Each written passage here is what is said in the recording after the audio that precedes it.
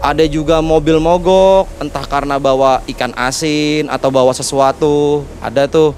Nah, Ikan asin ya? iya, jadi ada pantangan kalau di Kalimantan.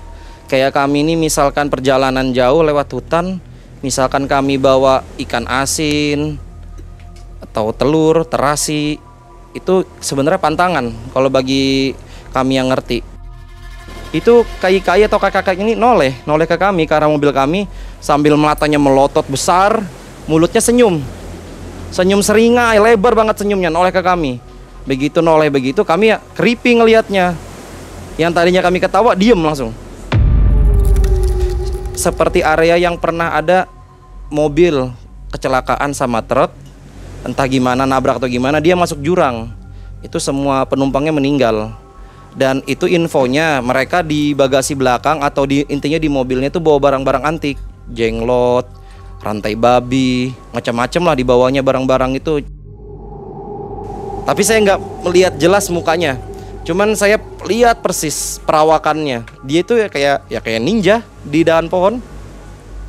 Posisinya ya kayak begini, dia noleh ke kami gini, kayak pakai peci, pakai kayak baju gamis, semacam baju panjang. Ya kami nyebutnya seperti gamis, cuma warnanya agak putih kecoklatan warna bajunya itu. Setelah harum tadi, mobil berat mobil memang. Antara kayak macam ban ini kurang angin atau kurang penumpang. Itu kalau dijabarkan, harumnya itu tuh seperti harumnya kantil, kenanga. Aromanya mistis. Kan ada aroma harum itu tapi ngenakan, seger. Kalau ini enggak.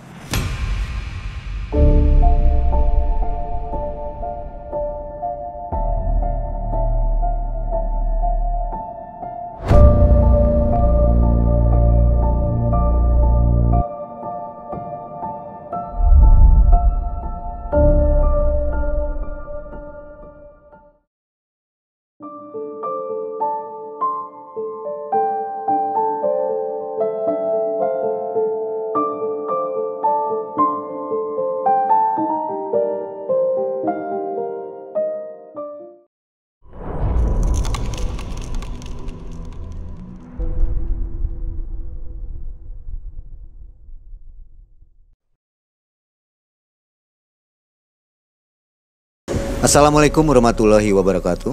Waalaikumsalam warahmatullahi wabarakatuh. Selamat malam sobat Malam Mencekam. Kita jumpa lagi di edisi yang spesial. Kali ini tim MM berada di Kalimantan, tepatnya di Kalimantan Timur ya, di Balikpapan, di daerah Pasar Baru. Iya. Di sini kita sudah mendapatkan seorang narasumber yang akan berkisah kepada Anda semua tentang serba-serbi goib atau mistis di Kalimantan. Nah, ada Abang Fauzan di depan kita. Abang Fauzan ini seorang putra daerah ya. Putra daerah Kalimantan. Tentunya kisah-kisahnya itu sudah konkret, confirm kalau bahasa kitanya. Bang Fauzan memiliki kisah yang sangat menarik untuk dikisahkan kepada kita semua ketika Bang Fauzan melakukan perjalanan dari Balikpapan ke Samarinda dan melalui Bukit Soeharto. Sudah terkenal Bukit Soeharto. Di sana Bang Fauzan bertubi-tubi mengalami kejadian mistis. Bagaimana kisahnya nanti kita coba tanya ya. Bang Fauzan, apa kabar? Alhamdulillah baik. Baik ya. Boleh tanya-tanya dulu nih sebelum berkisah. Boleh, silakan. Apa aktivitas sekarang? Kalau untuk aktivitas pekerjaan, kalau pekerjaan saya masih kerja di jalan tol. Jalan tol. Kalau untuk kegiatannya yang berhubung dengan adat, saya ada di komunitas Itaulu Bakumpai. Itaulu Bakumpai. Iya, jadi Bakumpai itu salah satu subsuku yang ada di Kalimantan Tengah tepatnya untuk basis sukunya. Dan kebetulan saya tinggal di Kalimantan Timur, jadi saya salah satu anggota dan pengurus yang ada di Kalimantan Timur. Oh, ya seperti biasa yang ada di baju. Dayak Bakumpai. Iya, Dayak Bakumpai. Kalau saya lihat ini di belakang ini koleksinya Bang Fauzan ya, banyak sekali. Salah satu koleksi campuran untuk koleksi kawan-kawan juga. Apa ini? Mandau? Mandau kalau sebutan kami di sini. Nih ada yang dari Kalimantan Tengah, Kalimantan Timur, campur nih. Kalimantan Timur, Kalimantan Tengah sama yang seperti saya pegang khasnya Kalimantan Tengah. Jadi masing-masing mandau ini punya cerita khusus pasti ya? Iya pastinya. Boleh nggak lihat satu apa dibuka gitu untuk dilihatkan ke penonton kita? Yang saya pegang ini ya. Terserah yang mana aja lah. Kalau ini aja lah yang gampang saya ambil ya. Kalau untuk ini mandau khasnya Kalimantan Tengah. Jadi ini hulunya berukir. Kalau yang ini kan tidak, Kalimantan Tengah juga, cuman hulunya polos. Namanya selak beruk atau kelaminnya beruk. Kalau ini ada yang bilang sawang batikah. Kalau bunyinya di Kaltim ada yang sebutnya sangkak. Sangkak. Ya, pakak sangkak bunyinya ada di Kalimantan Timur. Nah, kalau untuk Kalimantan Tengah khususnya seperti ini, dia ada rambutnya dan yang bergantung nih penyang kami sebutnya. Itu apa aja itu isinya? Macam-macam, ada buah sangkahut atau disebutnya itu raja mandak, kayu kurung, dan ada taring-taring, sisik tringgiling, jimat-jimatan lah. Jadi Ini emang ditaruh di digunakan mandau. untuk perang waktu itu? Atau? Iya, dari zaman dulu perang khasnya kami taruh di mandau. Nanti dipasangkan jadi menyatu sama mandau jimat-jimatannya. Ya. Dan kalau untuk mandau kita ada anak pisaunya. Anak pisau. Ini kita bisa buat di hutan untuk nyari-nyari buah segala bisa. Oh, double ya dia? Ya, yang ini anak mandaunya atau anak pisau gampangnya. Bunyinya di Kaltim anak isau begitu. Dan untuk bilahnya yang ini. Jadi kita tabe kalau buka mandau. Ada perlakuan khusus untuk mandau ini? Kalau untuk saya pribadi, perlakuan khusus paling sebulan sekali atau 2 bulan sekali bersihkan bilahnya, diminyakin biar tidak berkarat. Itu aja. Kalau untuk ritual kayak orang dimandi kembang atau apa tuh macam-macam, berbeda-beda orang. Oke, baik. Dari koleksi ini ada yang mungkin ada yang tertarik kalau dijual atau dimaharkan gitu? Ya, bisa. Ada? Ada. Seperti ini bisa dijual nih. Ini juga dijual, cuman ini agak tua mandaunya, khasnya Kaltim. Kalau ini khasnya Kalteng, ini juga tua nih. Tua semua ya? Ya, kalau yang ini kemarin nih tua juga, saking tuanya, saking antiknya pernah hampir di sama mobil Avanza second. Tapi bukan punya saya, ini kawan. Nggak mau? Nggak mau, saya sudah bujuk, nggak mau orangnya. Istimewa rupanya. Istimewa karena besinya besi tua, besi purun dari batu. Bunyinya Kaltim besi purun, besi batu. Nah, Sobat MM, itulah sekilas tentang mandau. Kalau yang di belakang ini apa Bang Ojan? Ini Kalau ini salah satu batik lah kami bilang, batiknya Kalimantan. Lebih tepatnya ini Kalimantan Timur. ini ya corak batiknya. Iya, corak seperti batik. ini. Oke. Tiap-tiap daerah juga ada lah serupa karena tergantung subsukunya. Ada yang serupa tapi banyak yang berbeda, antara gampangnya dari yang Kalimantan Timur, Kalimantan Tengah itu ada perbedaan coraknya, sama Beda Kalimantan ya? Barat Ya. ada coraknya khusus. Oke, baik. Sobat MM, kita berada di atas pantai di rumah Ya. panggung ya. Jadi agak kedengeran suara noise dari suara ombak. Bang Ojan, sebelum kita mulai ada oleh-oleh dulu dari Malam Mencekam. Nah, ini tanda saja bahwa Bang Ya. Ojan pernah cerita berkisah di Malam Mencekam. Ya, nanti dipakai ya Bang Ojan. Iya, siap. Terima kasih. Ya. Sobat MM, semoga semua dalam keadaan sehat walafiat. Amin. Semoga semua diberikan umur panjang dan rezeki yang melimpah. Amin. Saatnya kita mendengarkan kisah dari Bang Ojan, perjalanan antara Balikpapan dan Tenggarong. Silakan.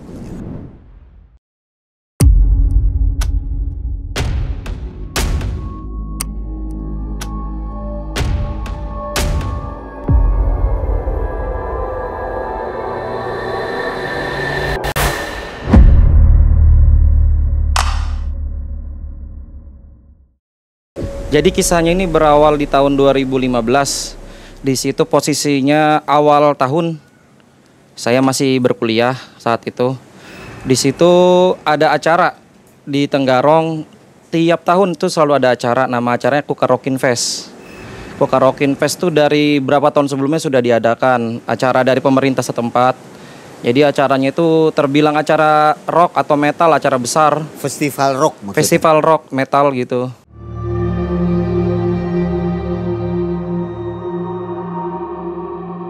Karena kan dulu saya senang musik-musik rock, metal. Nah, jadi di acara itu dari tahun ke tahun selalu ngundang bintang tamu atau guestarnya itu selalu band-band besar. Pernah ngundang Sepultura, Testament, Firehouse, McLean Turok.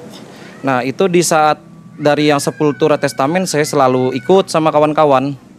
Nah, berhubung di tahun itu di situ bintang tamunya Fairhouse, band luar negeri.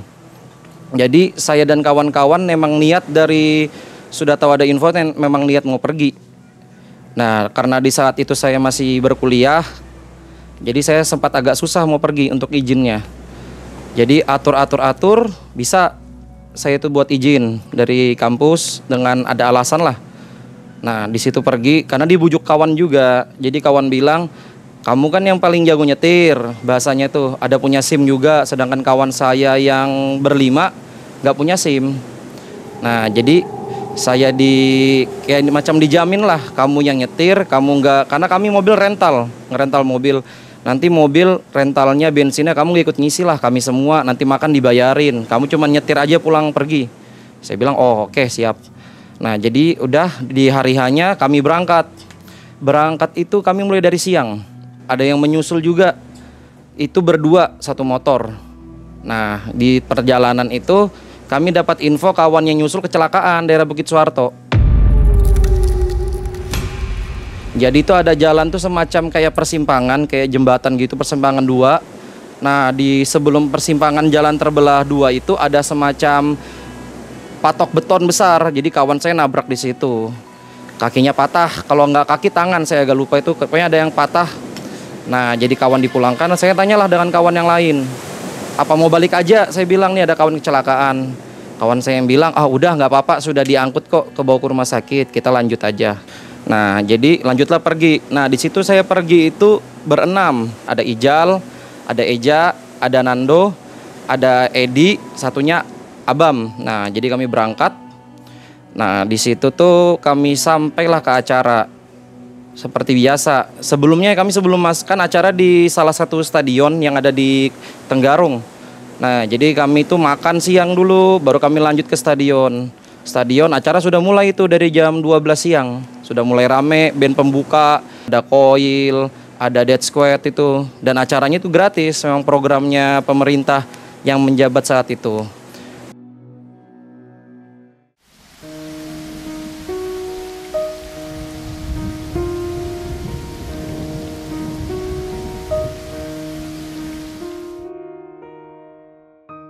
Jadi acara berjalan seperti biasa, tidak ada masalah sampai pas acara puncak di malam harinya.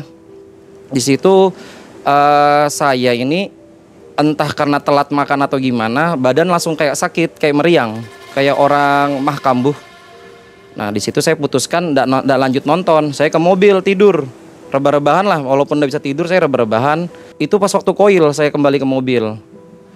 Jadi waktu Fairhouse nyanyi saya cuma di parkiran sendiri dalam mobil, tidur-tiduran. Kawan kayak apa temanin, gak usah, saya bilang lanjut aja nonton, aku cuma mau istirahat kok, nanti lo aku pulang nyetir lagi, jadi mending istirahat. Nah, sudah seperti itu, acara selesai, itu kisaran jam 12-an acara selesai. Kawan saya kembali ke parkiran, itu juga kita nggak langsung pulang, karena kan namanya anak muda yang nonton konser, keringat segala macam, kami nyantai dulu ngadem, sudah. Yuk kita pulang. Pulang itu sudah mau jam 12:30 lah, atau sudah mau masuk jam 1.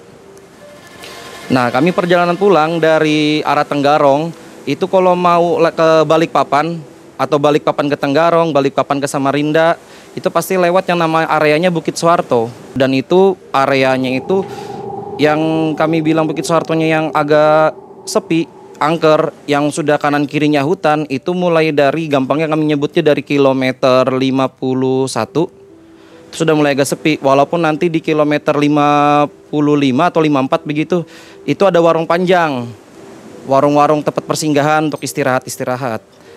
Nah, tapi setelah lintas itu sudah sepi lagi.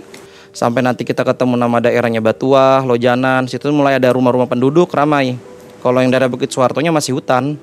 Kanan kiri hutan, benar-benar hutan, tidak ada lampu jalanan, gelap. Dan jalannya karena Balikpapan ini banyak gunung ya, jadi jalannya itu menaik gunung, agak turun, tikungan begitu. Nah, jadi waktu pergi aman, gak ada masalah, seperti biasanya lewat, karena siang ya.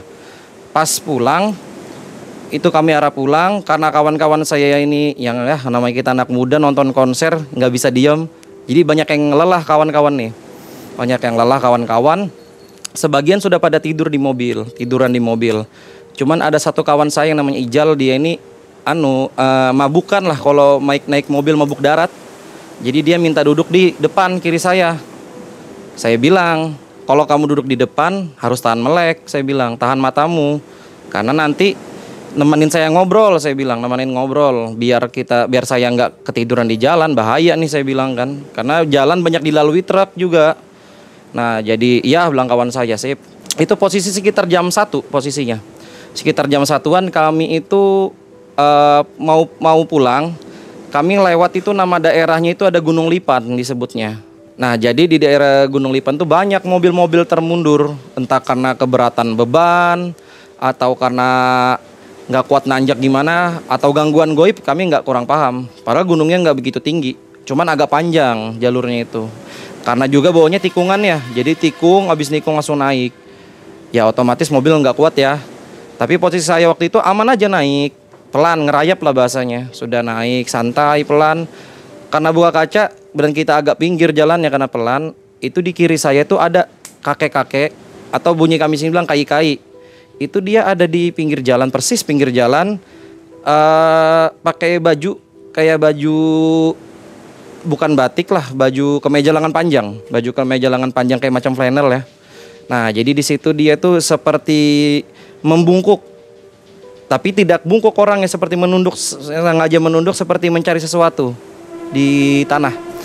Dan tangan kanannya itu kayak semacam megang sesuatu, entah senter atau kayu, saya nggak perhatikan jelas ya, karena sambil lewat saya nyambil nyetir, megang sesuatu. Kalaupun itu senter harusnya kan nyala ya kalau dia nyari sesuatu.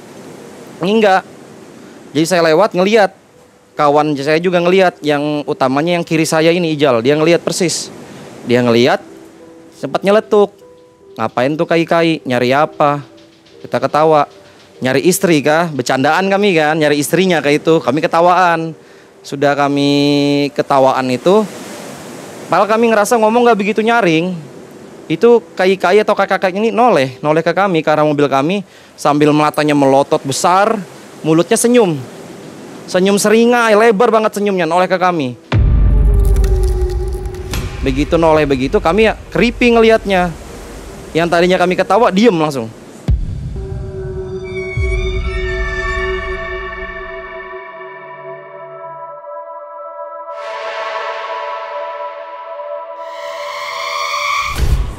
Diem semua. Itu mobil kecepatan berapa tuh? Ya mungkin kurang dari 40. Pelan berarti? Pelan, karena habis tikungan naik gunung kami ngerayap. Itu posisi nggak ada lampu jalanan. Kami ngelihat, saya juga ngelihat tuh. Waduh, kok serem mukanya. Jalan. Saya bilang, kamu juga ngapain negur kayak gitu? Biarin aja, saya bilang, ini loh jam berapa sudah? Jam 1-an, saya bilang. Teman diam. Lanjut kami jalan tuh. Itu masih naikkan gunung. Tiba-tiba di depan kami persis di depan mobil, di jalur kami atau di lajur kami banyak anjing liar. Itu ada antara 5 atau 6 ekor.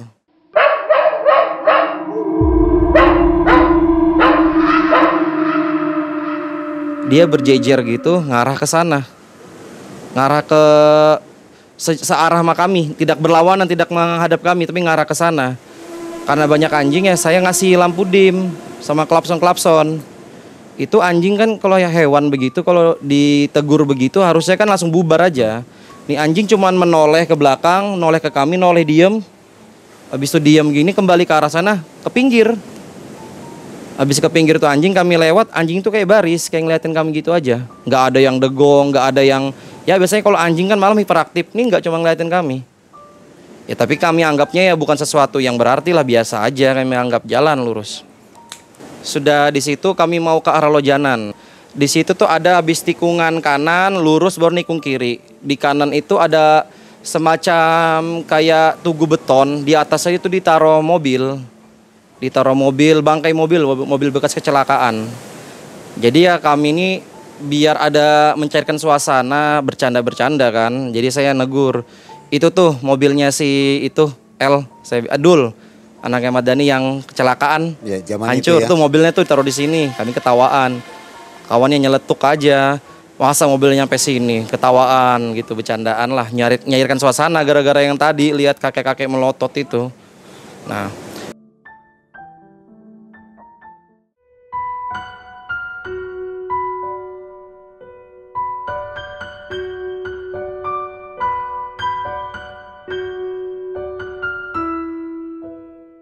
Pas saya lewat abis tikungan itu, dari arah jauh tuh saya ngeliat entah motor atau mobil, tapi saya yakinnya itu mobil, tapi nggak pakai lampu, nggak ada lampu mobilnya, seperti matikan lampu. Saya tuh antara lupa saya nyeletuk ngomong langsung apa dalam hati, saya ngucap, apa sih orang sini bawa kendaraan kok nggak pakai lampu malam-malam, bahaya, saya bilang. Begitu saya lewat tikungan lurus, yang tadinya kelihatan mobil, saya bingung, loh kok mobil ini nggak ada papasan dengan saya. Sedangkan kanan kirinya itu masih hutan.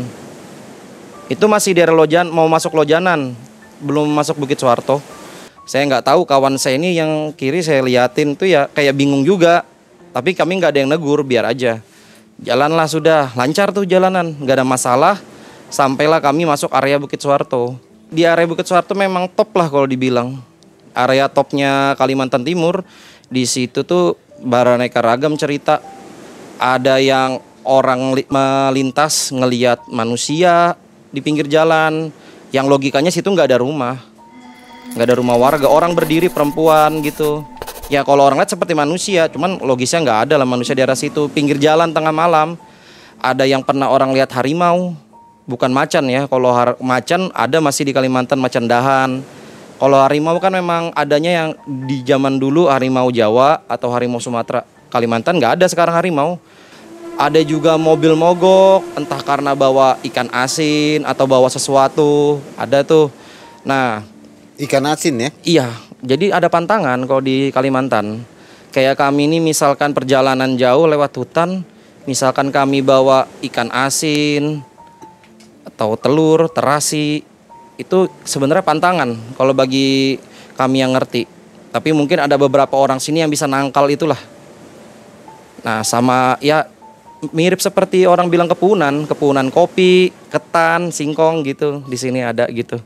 Itu bukan mitos ya? Bukan mitos, kejadian. Kenyataan karena ada orang di hutan bakar ikan seluang atau bakar ikan asin atau bakar terasi, udang, itu pasti ada kejadian. Yang memang bahasanya itu kejadiannya negur, jangan lakuin itu. Ya entah di daerah tambang misalkan ada orang bakar ikan seluang atau bakar terasi, itu ada yang kisahnya itu di daerah Tenggarong sana, tambang itu ekskavator dibalik, HD dibalik, itu sudah umum di sini bunyinya seperti itu, umum aja.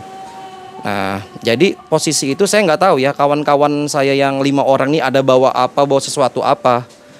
Jadi kalau saya lewat di Bukit Suharto, itu nanti ada tuh daerahnya kan naik turun gunung, tapi yang menanjak sekali, cuman agak menaik tinggi turun. Nah, di daerah turun tuh biasanya umum aja tuh di tengah di jalannya itu kayak dilalui air, kayak air lewat, kayak ya nggak panjang, paling setengah meter, 1 meter tuh air ngalir. Kami nggak tahu itu karena pengaruh hutan ya air ngalir. Cuman biasanya tempat-tempat seperti itu ya adalah yang ganjil-ganjil biasanya. Kalau di daerah Bukit Suharto umumnya saya lewatin itu, saya lupa persis tepatnya di kilometer berapa daerahnya situ. Cuman saya ingat areanya itu seperti area yang pernah ada mobil kecelakaan sama truk. Entah gimana, nabrak atau gimana, dia masuk jurang. Itu semua penumpangnya meninggal. Dan itu infonya, mereka di bagasi belakang atau intinya di mobilnya itu bawa barang-barang antik. Jenglot, rantai babi, macam-macam lah dibawanya barang-barang itu. Itu barang itu mau dimaharkan atau mau diacarakan lah, mau dijual. Sudah dites apa segala macam, sip. Dan saya ada dengar info juga barangnya itu hilang. Beberapa barang yang ada di situ. Barang hilang setelah mau dijual, malah kecelakaan, orangnya meninggal semua. Jadi daerah itu seperti tikungan lah, tikung ngiri. Jadi waktu saya jalan itu, lanjut cerita tadi ya, saya jalan lanjut lurus daerah Bukit Suharto. Kami dengerin musik metal. Masih jiwa muda, musik metal tuh. Jalan. Kawan saya tidur semua di dalam nih, tidur semua. Yang di kiri saya kan sudah saya bilang jangan tidur. Tapi karena mungkin dia ngantuk, dia duduk nyandar. Pejam saya liatin, saya biarin aja. Sekalinya saya fokus ke jalan, itu tiba-tiba ada perempuan. Kalau secara logika, jika ada manusia kan dari pinggir jalan ke tengah. Ini saya dari pinggir bener-bener nggak ngelihat dia, walaupun memang penerangan minim karena nggak ada lampu jalanan. Tapi saya lihat nggak ada itu manusia atau perempuan tadi itu dari pinggir jalan. Tiba-tiba ada di depan saya.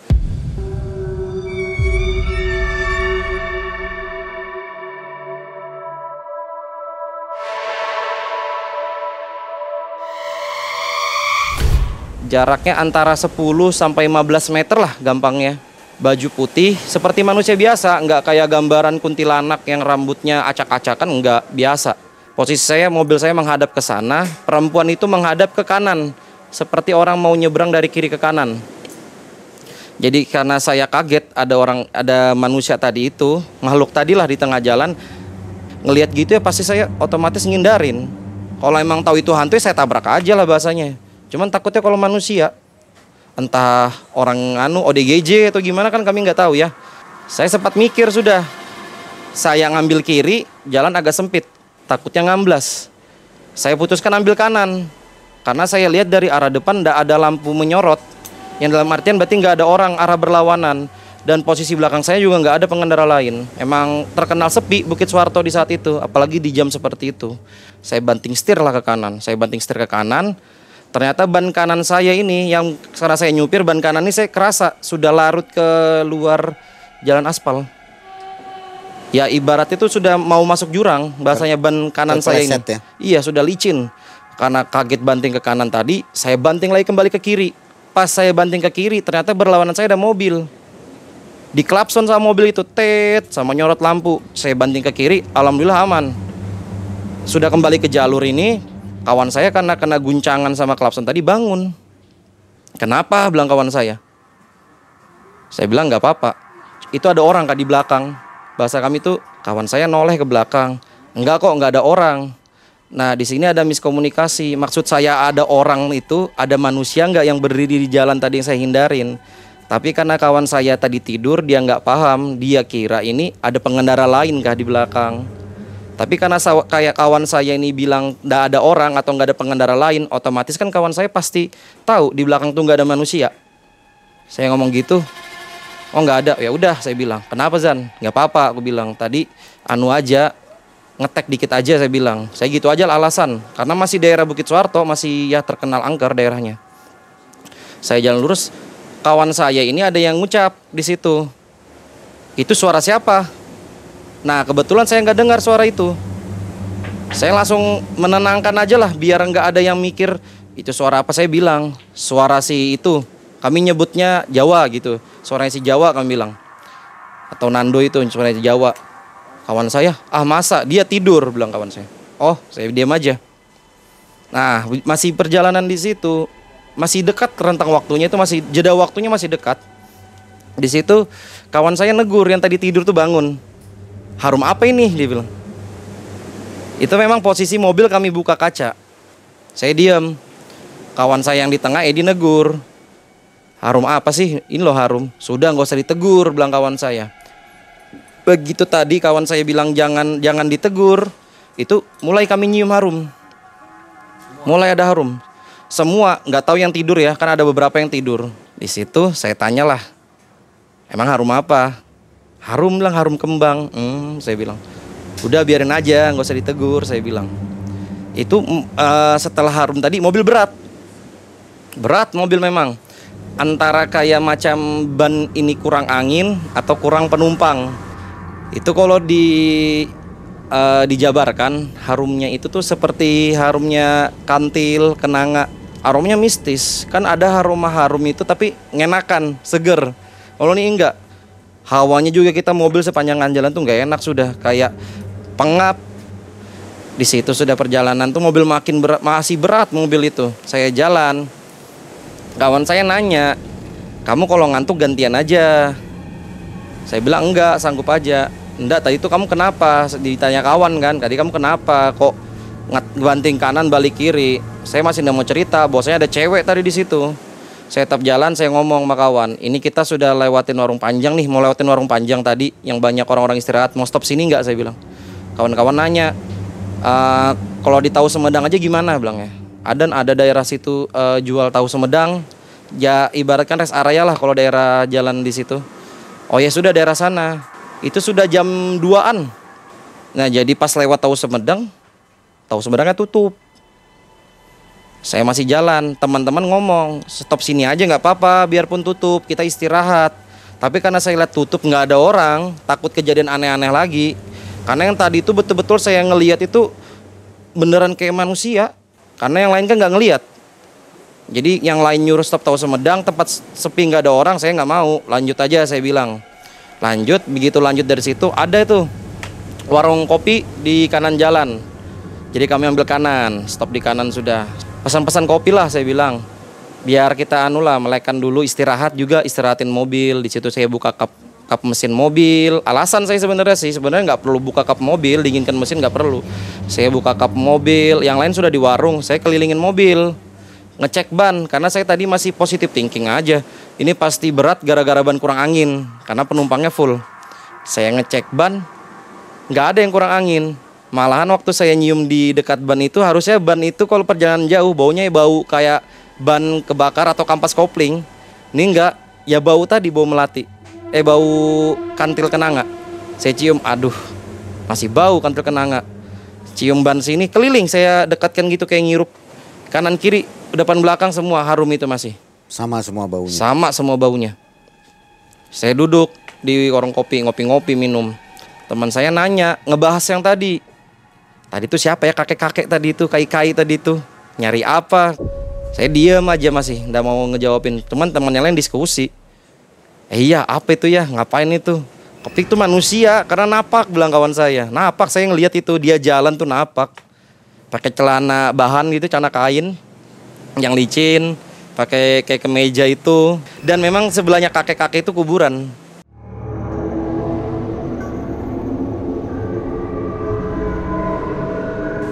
Kuburan gelap di situ, kuburan. Adalah itu kayak gapuranya, tulisan kuburan muslim tuh ada. Teman saya masih debat, diskusi soal itu. Baru ada yang negur juga. Tadi itu kok ada anjing ya, ngeliatin kita ya, kok aneh ya. Saya diam aja. Saya nanya itu. Tadi waktu di dekat bangkai mobil yang saya bilang mobilnya dulu itu, kenapa loh? Ada lihat nggak mobil papasan? Kawan saya satu ngomong, iya, nggak pakai lampu kan? Teman saya ngomong, iya nggak ada lampunya. Iya kemana ya? Kawan saya masih penasaran karena atmosfer horornya belum seberapa mereka karena nggak lihat cewek tadi. Di situ saya ngomong sama kawan, tadi tuh saya bilang, aku banting setir, aku nggak ngantuk. Iya, kenapa tuh? Ada yang kamu lihat? Ada perempuan, saya bilang. Perempuan apa? Dia bilang. Lah kan tadi kamu dengar waktu habis aku banting setir yang berpapasan sama mobil tapi kita aman, aku negur. Ada orang nggak di belakang? Lah iya, memang ada negur, cuman kami lihat ke belakang, memang liatin nggak ada mobil lain. Maksudku bukan mobil, saya bilang. Lah maksudmu apa? Bilangnya manusia. Teman saya bilang, emang ku perhatikan nggak ada kok. Jangankan manusia, mobil aja nggak ada, dia bilang. Nah di situ sudahlah selesai ngopi, saya bilang itu sudah jam 3. Lumayan lama kami istirahat. Saya kembali ke mobil, tutup kap, tapi saya tidak sempat lagi kayak ngecek bau ban tadi. Waktu pulang saya nggak ngecek, jalan aja. Masuk ke mobil, kawan nanya, mau gantian kah? Daerah sini sudah aman. Yang dalam artian banyak rumah orang, jalannya agak besar sudah. Kalau mau gantian nggak apa-apa, gantian, saya nyetir. Bilang kawan saya yang abam itu.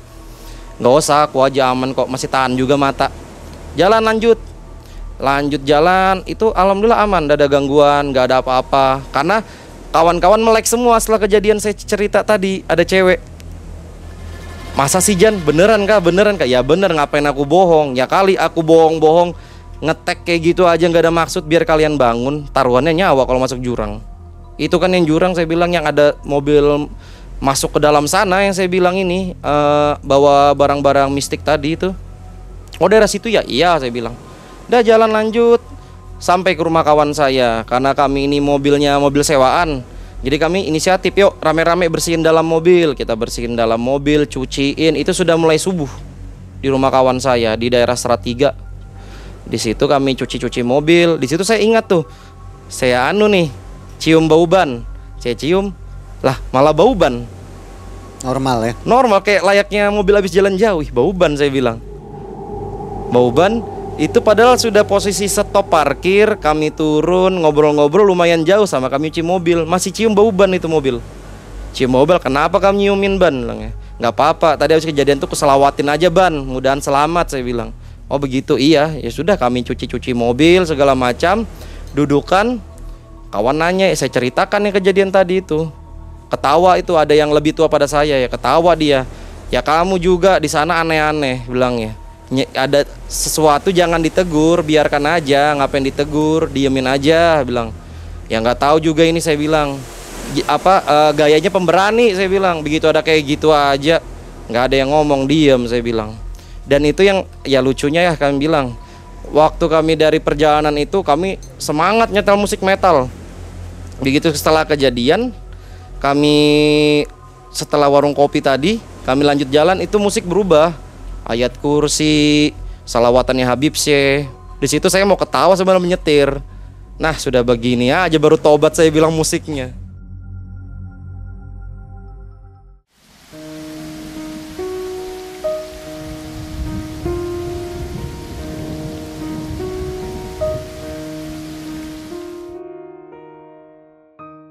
Nah, berlanjut itu saya lupa ya jelasnya, itu setelah yang Kukar Rockin Fest atau sebelum Kukar Rockin Fest. Itu saya juga pernah acara, tapi bukan di Tenggarong, acaranya di Samarinda. Itu kejadiannya kalau yang tadi itu kan saat kami arah pulang. Kalau yang ini yang saya pakai motor berdua itu kejadiannya malah waktu mau pergi. Malam. Senja. Karena acaranya malam. Acaranya malam. Kami emang kalau nggak salah yang ikut sama saya ini ada sebutannya Pak Endang, dia itu bawa kerja dia saat itu. Jadi dia itu bisanya malamnya, sore ke malam. Dan memang acaranya itu, acara puncaknya yang edane, jambrut yang kita tunggu memang acaranya malam.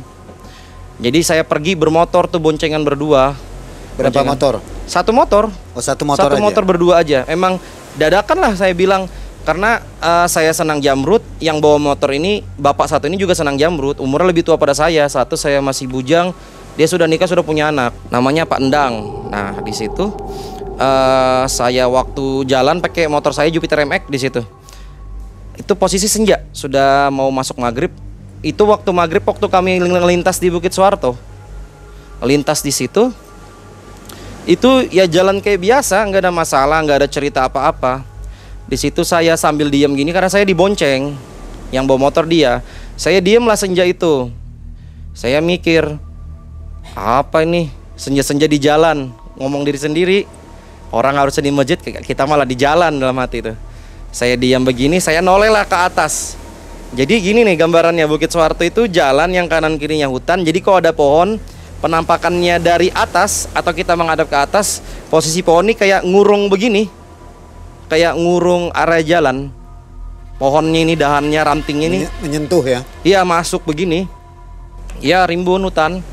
Jadi itu kan Bukit Suharto ini nggak ada tempat, nggak ada orang tinggal atau nggak ada rumah, nggak ada bangunan, karena kan itu masuk hutan lindung, masuk hutan lindungnya Kalimantan Timur. Lanjut cerita tadi, saya noleh ke atas, saya ngelihat ada orang. Jadi gambarannya itu ranting pohon, dahan pohon begini, itu orang berdiri di atasnya, tapi menghadap saya. Berdiri, saya lewat begini, jalan pakai motor, ini kayak ranting pohon, dia berdiri di sini menghadap ke saya. Tapi saya nggak melihat jelas mukanya, cuman saya lihat persis perawakannya. Dia itu ya kayak ninja di dahan pohon. Posisinya ya kayak begini, dia noleh ke kami gini, kayak pakai peci, pakai kayak baju gamis, semacam baju panjang. Ya kami nyebutnya seperti gamis, cuma warnanya agak putih kecoklatan warna bajunya itu. Saya lihat itu, langsung terdiam saya tuh, langsung diem aja, nunduk. Sudah saya diem aja.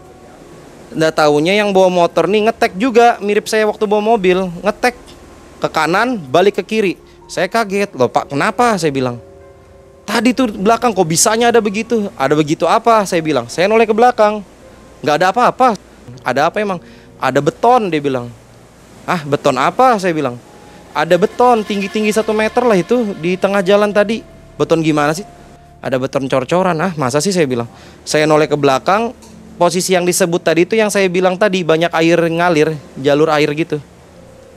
Saya begitu, ah nggak ada kok. Udah jalan.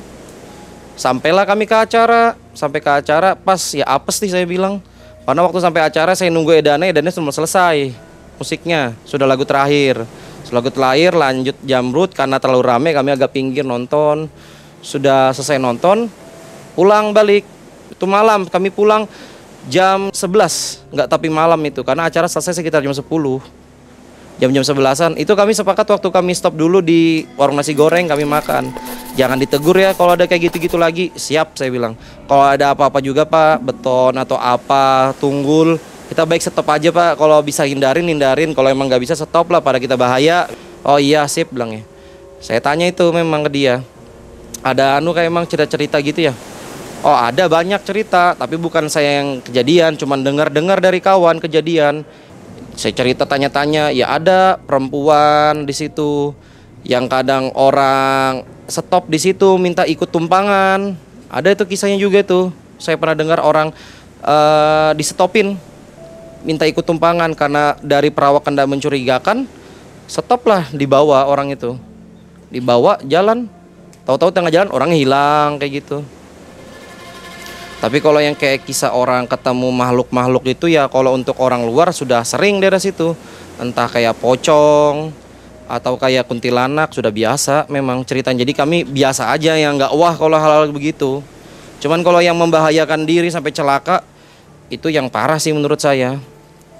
Dan memang untuk daerah Bukit Suharto ini setelah adanya jalan umum berbayar yang Jalan ada tol. perdana di Kalimantan jalan tol, itu kan jalan tol juga arahnya itu masuknya daerah Bukit Suharto, daerah hutan Bukit Suharto. Jadi itu ya ngebelah hutan yang mulai dari arah Samboja ke Samarinda, dan itu juga banyak kisah-kisahnya. Kalau daerah situ juga daerahnya tolnya, daerah tolnya itu yang dari arah Samboja ke Palaran atau ke arah Samarindanya itu juga banyak kisah-kisah. Nah mungkin kalau di daerah Jawa nih namanya Alas Roban atau Alas- Cadas Pangeran ya. Oh iya. Mirip-mirip seperti itu mungkin ya. Ya. Jadi daerah Bukit Suharto ini memang panjang ya. Terbilang panjang areanya dan itu kanan kirinya hutan. Kanan kirinya hutan. Hutan, Batu masih bara hutan. katanya. Ya kalau kita lihat lewat lintas tuh kanan kiri hutan. Cuman daerah dalamnya tuh ada yang ditambang batu bara. Kalau begal-begal ada di situ. Kalau untuk begal daerah sana nggak ada. Belum pernah dengar aman sih. Saya belum pernah dengar ada orang di begal daerah Bukit Suharto, belum pernah. Cuman kalau untuk begal itu dia banyaknya area lintas provinsi. Kayak area dari Kaltim ke Kaltara, dari Kaltim ke Kalsel, itu ada yang pohon direbahin. Iya. Berarti dari kisah yang saya tangkap tadi ini daerah benar-benar angker ya. Ya angker. Angker masih Iya. sangat angker. Masih sangat Karena angker. rumah juga jarang Nggak ada rumah. Kalaupun ada itu paling cuman kayak kebun. kayak kebun ya. Iya. Pondok-pondok kebun. Bang Fauzian ada pesan nggak untuk mungkin pendatang yang kalau melalui Bukit Suharto harus apa, apa? Mungkin ada pesan nih buat Ya. kita semua. Kalau untuk pesan, nggak cuman di Bukit Suharto, ya sekeliling Kalimantan, mau daerah mana aja yang kita tahu daerahnya hutan, daerahnya sepi, ya kalau bisa kita lebih hati-hati karena takut ada gangguan manusia nyata atau hewan, kita hati-hati. Dan yang utamanya lagi berdoa sih kalau menurut saya. Jangan kayak saya dan kawan-kawan, ada sesuatu malah kita bercandain. Ada sesuatu kita malah ya berani aja nyetel musik metal, malah ya masih muda gaya aku nggak takut gitu. Jangan, ya kita kan hidup saling berdampingan, saling menghormati lah, saling ngejaga, saling menghormati aja, jangan nantang-nantang kalau menurut saya. Ada mitos tadi di kisah yang tadi ada kalau lewat ikan asin kena pengaruh apa mobil mogok itu kenapa? Kalau masalah pantangan ya, pantangan di hutan atau jalur Kalimantan yang kita tahu masih area hutan, yaitu pantangan tadi. Misalkan nih kita bawa ikan asin, kita bawa kayak macam ketan, terasi. Kalau terasi mungkin kita bawa nggak apa-apa ya setahu saya. Cuman kayak terasi, ikan asin atau ikan seluang itu jangan kita bakar di hutan. Jangan. Tapi ada sih saya pernah dengar kisah yang dia bawa muatan, ternyata ada bawa ikan asin. Di situ mobil mogok. Cara Mogok mobil. nyembuhinnya gimana? Ya. Cara nyembuhinnya gimana? Maksudnya supaya jalan lagi mobilnya setelah mogok? Ya kalau itu sih kebanyakan begitu dia tahu nyadar bawa ikan asin, oh minta maaf. Ya kami di sini kan punya adab, namanya kami di sini lahir beradab, hidup beradab. Ya jadi kami tuh mau kencing pun kami kalau di hutan permisi, ya bunyi kalau di sini gampangnya dibilang datu, permisi datu, saya numpang buang air kecil gitu. Ya walaupun kayak bagi kita yang muslim kayak gitu tahayul mitos. Ya cuman kalau saya pribadi sih saling ngejaga. Karena kita nggak tahu kami buang air kecil di situ ada dia. Kita nggak ngelihat tapi dia tahu kita kena lah. nanti malah jadi perkara. Baiknya kita menghindar, kita saling menghormati, kita saling ngejaga dalam artian permisi sebentar, saya mau buang air kecil, kencing di situ. Ya sama, kita bawa makanan pun begitu. Kalau kita nggak paham terus kejadian mobil mogok, ya alhamdulillah kalau cuma mobil mogok nggak ada gangguan yang berarti yang parah. Ya kita paling tahu nyadar gitu, permisi datu, kami bilang kami mau lintas bawa ini, ya bisa lah mungkin kita ambilkan ikannya sedikit, kita nah datu berbagi bahasa gitu, kita berbagi. Itu salah satu kisah dari Bang Faujan. Bang Faujan ini memiliki banyak kisah. Kira-kira kisah apa lagi nih yang akan diceritakan kita nanti? Kalau kisah memang banyak. Kalau yang tadi yang Bukit Soeharto ini salah satu kisah yang agak terperinci atau panjang. Kalau untuk kisah-kisah lainnya itu banyak. Cuman kisah saya ini yang singkat, sepintas. Kayak saya ngelihat pohon gaharu, tahu-tahu begitu lewat nggak ada. Ketemu ya umumnya itu setelah saya menikah tinggal di daerah Samboja. Kan saya nggak tahu daerah itu ya. Begitu saya lewat situ banyak sih kejadian aneh-aneh. Apalagi? Ya seperti kayak saya lintas kok ada pohon ditutup kain kuning. Begitu saya besoknya lewat pohon besar tuh nggak ada. Ternyata tuh pohon gaharu. Itu ada kisahnya juga. Tapi ya kami bilang seperti cerita kampung kalau kisah itu. Sama saya pernah baru-baru tinggal di Samboja yang saya ketemu ngelihat pasukan Jepang. Itu saya jujur aja mau lihat pocong, kuntilanak. Ya cuma gitu biasa aja. Ya takut pasti ada takutnya manusia, cuman biasa. Cuman yang paling saya memang ya ampun lah itu yang lihat pasukan Jepang ramai. Ada juga kisah saya ngelihat orang-orang Belanda, ternyata daerah situ pemandian. Ada juga yang saya ketemu pasar. Saya lewat jam-jam 10, saya ada pasar. Oh, pasar malam nih. Begitu saya tanya ke kawan, nggak ada. Saya pastikan beberapa hari setelahnya lewat pagi-pagi, lah kuburan. Nah, Sobat MM, betul kan? Bang Faujan ini memiliki banyak kisah. Nanti akan kita tayangkan di episode selanjutnya. Terima kasih Bang Ojan atas kisahnya sama-sama. Dan pesan-pesannya untuk para pendatang yang akan berkunjung ke Balikpapan. Tentunya harus berhati-hati. Tentunya kisah ini untuk menambah keimanan kita kepada Allah Subhanahu wa Ta'ala. Terima kasih Sobat MM atas perhatiannya. Kita undur diri dari Balikpapan, Mang Ai dan tim pamit. Assalamualaikum warahmatullahi wabarakatuh. Waalaikumsalam warahmatullahi wabarakatuh.